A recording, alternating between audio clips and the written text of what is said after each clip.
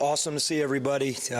Really excited to be here, and exciting time of year, as we've talked about everywhere around the country right now. People are getting ready to play, and it's been a long and really positive preseason so far. We've been very pleased with our training camp. Dealt with a few, normal nagging injuries that I think probably a lot of teams in the country are dealing with this time of year.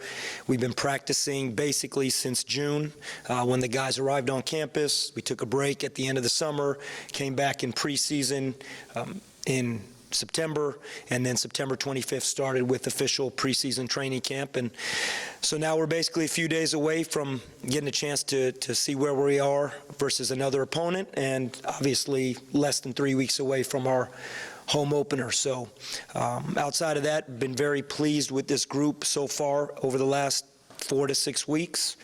And again, just dealing with normal stuff that comes this time of year in terms of a few guys being banged up, and that will see how our rotation plays out in other situations that I know you guys will ask about. So outside of that, just love this group of guys a bunch, love this group of coaches, and just excited for this time of year.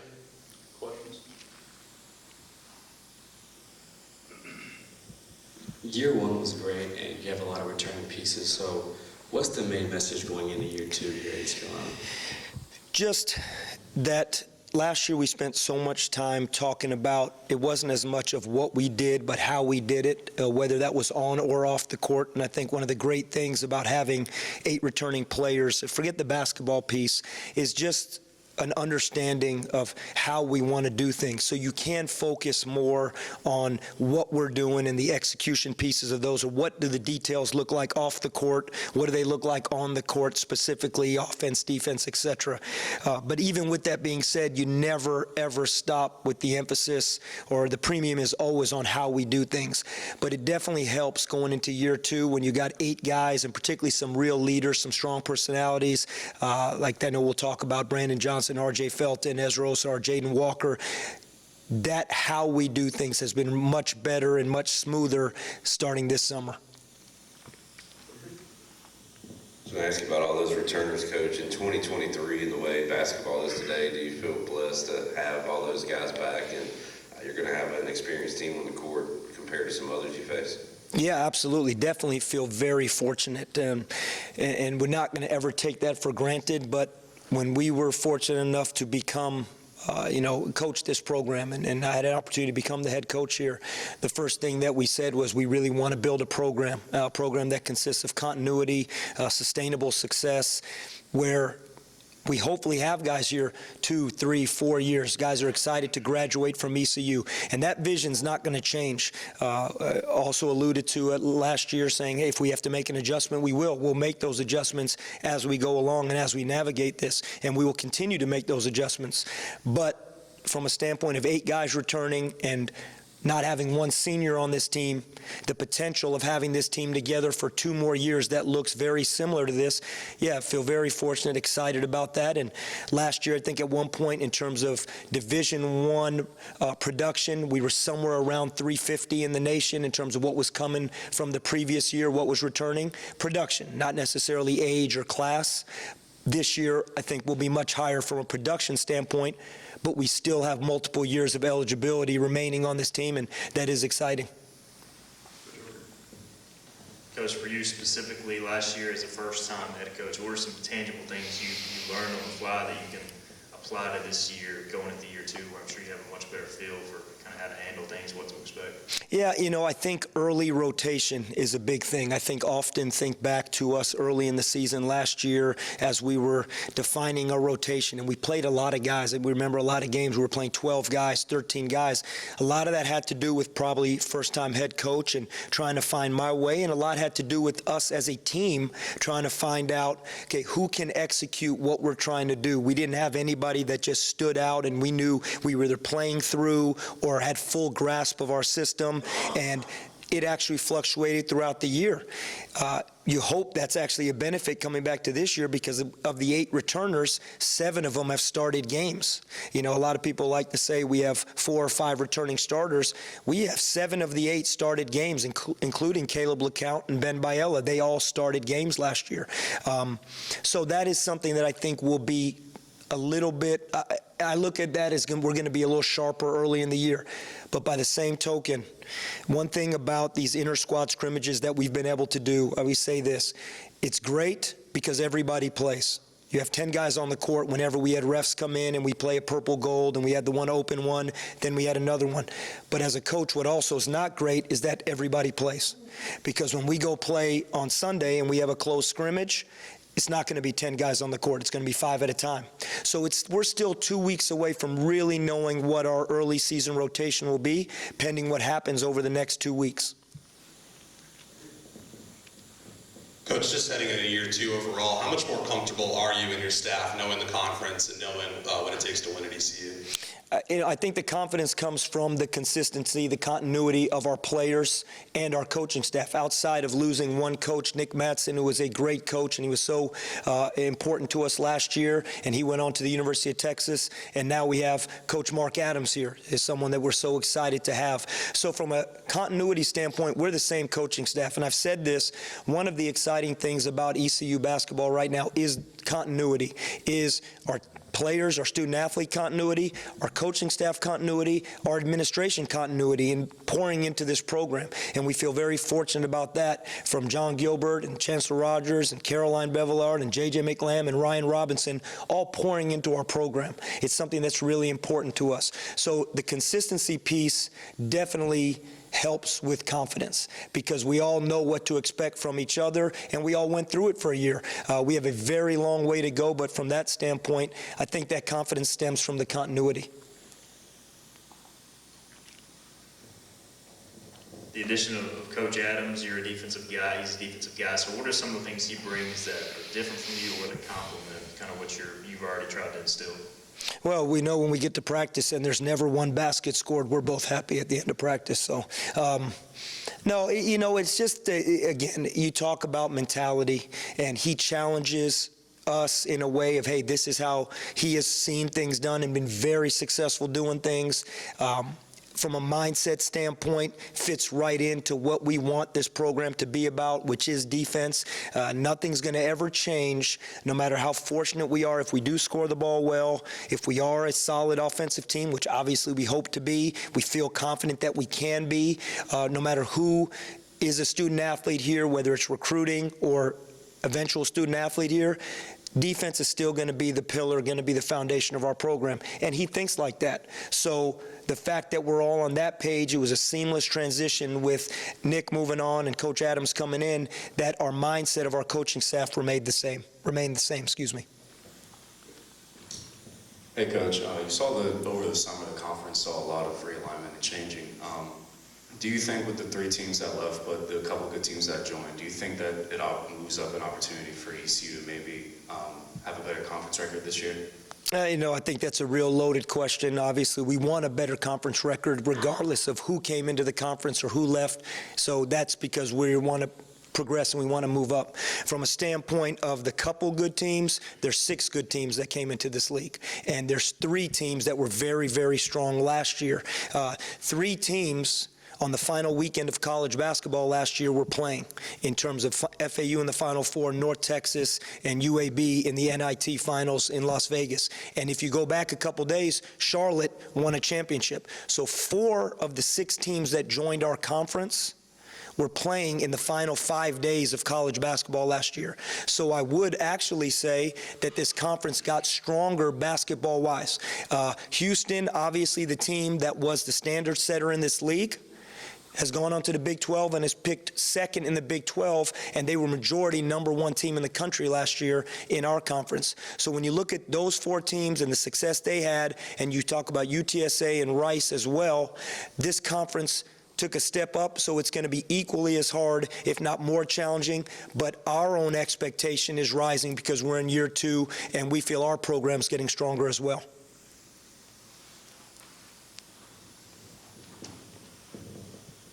Can you touch on that a little bit? You added some pieces from some major schools, and again this year, particularly the Durham guy, Hedford. Tell us a little bit about him and getting a point guard in like that. Yeah, you know, very excited about the 3 freshmen that joined and the 2 transfers, one Cam Hayes, who came from LSU but is originally from Greensboro, spent a year at NC State, and then Bobby Pettiford Jr., who was at Kansas. He is from Durham area, as you said. You know, he's won a national championship, and he's played a great role on an incredible Kansas team that had a 2-year run while he was there. His freshman year as a national champion, he has NCAA experience, back-to-back years, and coached by a great coaching staff and Coach Self and his coaching staff. So very excited about both those guys. Bobby brings a sense of true leadership. He is a true point guard. He understands the position. Nothing to do with putting the ball in the basket, nothing to do with statistics. He understands what it is to be a point guard, and that's really important, and that's going to only help us with him, Jaden Walker, Caleb LeCount, and all of them playing point guard duties, as well as Cam Hayes. Obviously, we know, and we don't know Cam Hayes' situation right now. We'll see what happens. We have no knowledge of that, and Bobby Pettiford is one of the players that's been a little banged up this preseason, so he has not been on the court quite as much to get in that rhythm. But he's getting there. He's doing great in all his strengthening and rehab, and we can't wait to have him on the court full time. Coach, the team picked to finish 5th in the preseason poll. Is that something you take a slight to? Do you think that's about accurate? How would you say that stacks up with how you view the team in the conference? I really put nothing into that, whether we were picked 14th, 5th, 1st, 2nd, somewhere in between. It's like Kim McNeil and her team. Where we are in October, it really is irrelevant to where we want to be come March. So that's the honest truth. Now, here's what the thought process is. Picked 5th, higher than this team's been picked, this program's been picked in the AAC, to this point. A positive for our program for the same reasons that we spoke about. The consistency of our players returning, the continuity, the retention, the consistency of the coaching staff, and the incredible and very fortunate the pour-in by our administration into this basketball program. Those are positives that we're going to build on. But the reality is every single team, 1 through 14, is chasing to be number 1 in March. And so where we're at now is just a sign that, hey, we're building positive momentum, and we'll take that. But that was forgotten that Tuesday that we got back and we started practice. You have arguably one of the best front courts in the American this year in Ezra and Brandon Johnson. And how do you see the 2 freshman bigs coming in and how they help them grow, and how can you see their role help this team this year? Well, we really do need those 2 freshmen to bring, something to the front court. And I would say this, we're very excited about the way Brandon and Ezra have practiced this summer and this fall. Brandon has added so much to his game. Ezra, as we all know, dealt with shoulder surgery this summer, so he spent a lot of it the first 5 weeks of summer. Then he got on the court the final 3, and he's at a really nice preseason training camp. Though they will continue to improve and expand their games. Brandon continuing on the perimeter, but has to rebound the way he did. Ezra continuing to expand his game as someone that can stretch the defense and keep the defense honest as a shooter, and he's worked really hard at that, and I think we'll see that. A player that people haven't talked about as much is Valentino Pinedo. Valentino has had a really good summer. Val wasn't with us last summer because he was with the U18 Spain national team playing. So this was his first summer, a true off-season. He arrived on campus basically mid-August last year and figured it out in those 6 weeks prior to the season starting. Val had a really good summer. He is going to be someone that we count on in the front court, and we do need one of those freshmen to step up and be that 4th guy. They bring something totally different. They're both 7 feet and in guys. They have a little bit of difference what they bring to the table, but they're both 235 or bigger. They're strong. They could potentially give us what we really need is what we lost with Luigi DeBow, who Luigi was playing his best basketball at the end of last year, and in turn I think that was a big reason we were playing our best basketball at the end of last year. So we need one of those 2 freshmen to really step up and give us that physical presence. Kind of mentioned it there with Pinedo, but we were surprised to see Brandon Johnson shooting 3s game 1 last year. It showed how much he worked during the offseason. Anybody specifically taking a leap where even you're like, okay, this looks like a different player? He's added a lot from last season. Yeah, I think we sat right here, and it was in this moment that we said, Brandon Johnson had 3 threes his first year at ECU. And I said, we guarantee you'll see that this year and a lot more. And Brandon hit 3 in that very first game versus Mercer, and then obviously ended up being one of our leading three-point shooters. And he has continued to work just as tirelessly, put just as much time and effort into becoming better and expanding his game. So we'll continue to see that. I think Brandon, as good as he was at the end of last year, he's a different player right now in a very positive way. So I'm excited about that.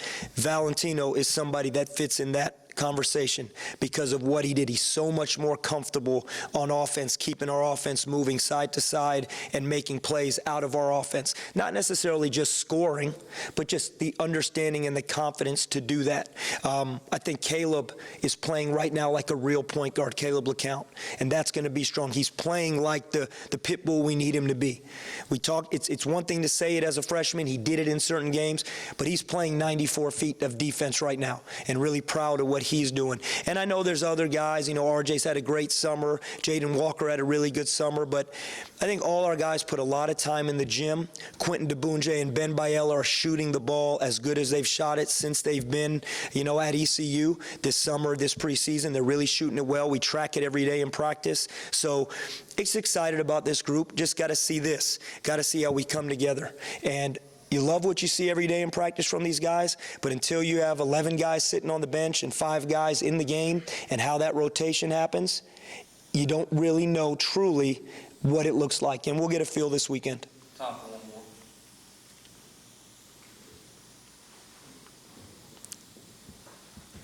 Coach, just wanted to ask about the non-conference, able to get South Carolina in here, schedule a couple other big schools. What was the thought process in putting that together, and how excited are you for some of those matchups? Very excited. When we got here last year, we said we want to try and create a really powerful schedule, and build that strength of schedule as the years go, as the seasons go.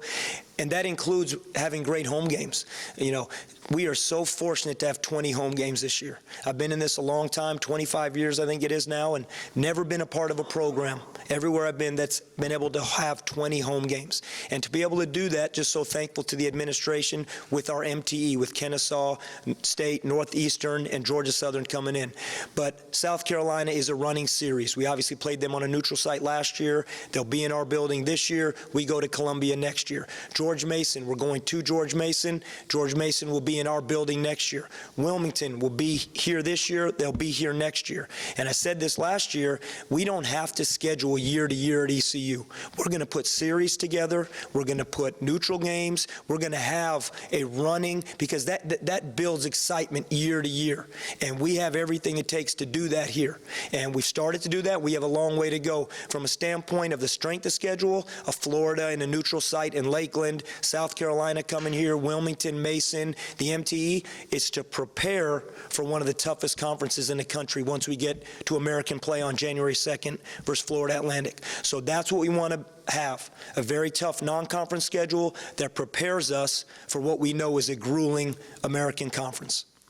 Anything else, Coach? A couple things. Personnel-wise, our players will be available. To Corey Faison right now is not with the team. He has just stepped away for personal reasons, so he will not be available today. He is still a part of our program. He just will not be here today for personal reasons.